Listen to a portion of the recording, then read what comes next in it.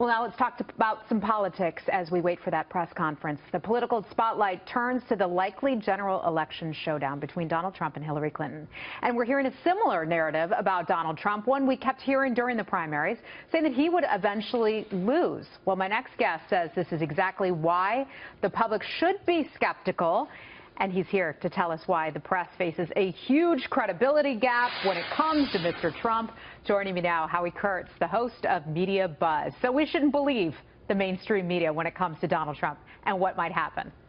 Well, just have a little healthy skepticism. I mean, credibility gap is the phrase I'm using because most journalists, most pundits and commentators spent months and months and months telling us that Donald Trump either had no chance to win the Republican nomination or very little chance.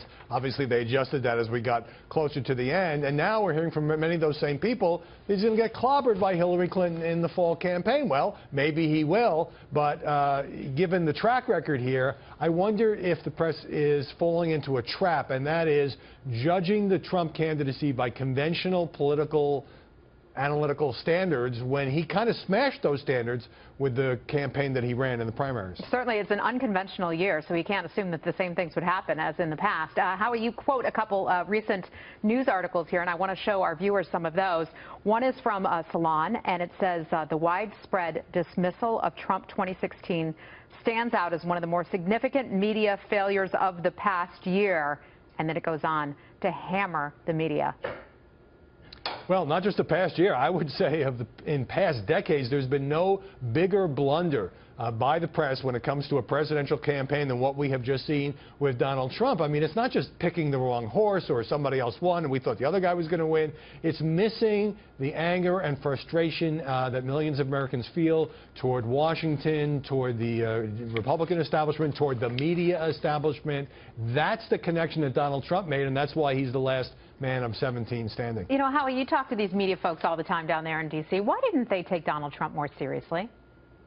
You know, by all the ways that we measure these things, of course he wasn't going to win. I mean, he said all these divisive and controversial things. He'd never run for office before. You know, who did the media think was going to be the big front runner? The guy raised $100 million. Jeb Bush, who went nowhere in the campaign. So I think press often is fighting the last war and just failed to adjust. Or, you know, even those who said Trump was a force said, yeah, but next month and after the next primary and after this thing he said last week, he's going to implode and we'll be back to normal. Well, that never happened. And now Donald Trump is the de facto Maryland nominee, Republican presidential nominee. And it's not just the mainstream media. I mean, you even have National Review, conservative media, saying that. Let's show our folks this. The party of Lincoln is in ruins, and then they go on to say Trump is the destroyer of conservatism, and he will taint all who take his side. Ouch. The most notable thing about this campaign and Trump's candidacy, to me, is that he not only gets hammered by liberal commentators, which you would expect and see is a Republican, but many people on the right are now, even with Trump winning, National Review, some Weekly Standard writers and editors, others, some Fox News commentators saying they're still in the never, ever, ever Trump camp, which puts them in the uncomfortable position of not wanting Trump, not wanting Hillary, some flirting with a third-party conservative bid that I think would hand the White House to Hillary Clinton. We've never seen anything like this before. It has scrambled the usual alliances.